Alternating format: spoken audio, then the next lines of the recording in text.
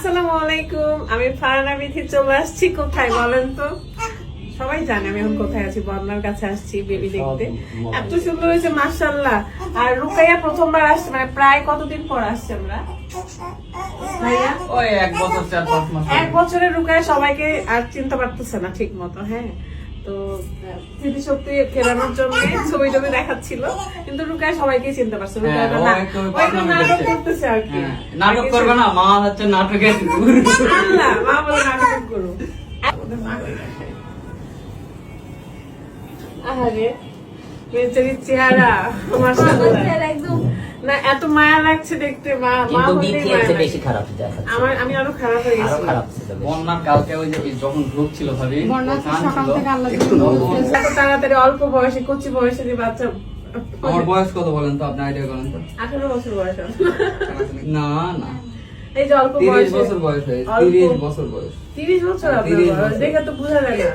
বয়স চোরা, আমার 30 29 বয়স তো এসিটা দাও তো। আরে কত? বয়স চোরা তুমি। বয়স বাড়ায় মানে কমায়।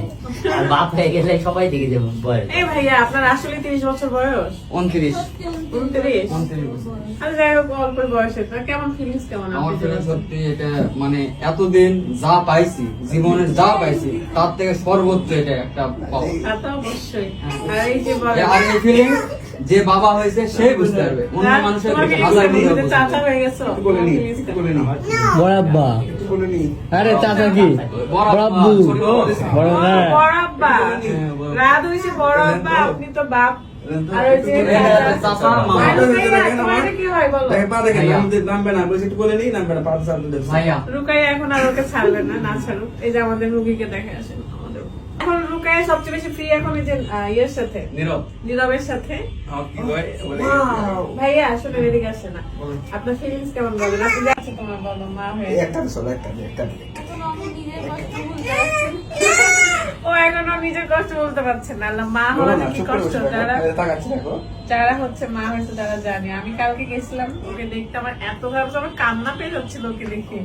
ওকে আমি ডাকছি বন্যা বন্যা, এরকম করছে। শেষে অনেক নার্ভাস হয়ে গেছিলাম, মানে যতক্ষণ গল্প করছি আপনাদের সাথে ততক্ষণ পর্যন্ত হাসলাম না, ওকে বললাম ওই যে যখন ঢুকবো তখন আমার আর কিছু ভালো লাগছে না। ওই সময়টা এখন নার্ভাস নার্ভাস না থেকে হলে ও একা অক্সিজেনের একা ছিল সমস্যা যে, হচ্ছে না। এজন্য ভয় করছে। ওই জন্য ওর একটু, তারপর বাচ্চার মুখ দেখে সব হয়ে গেছে।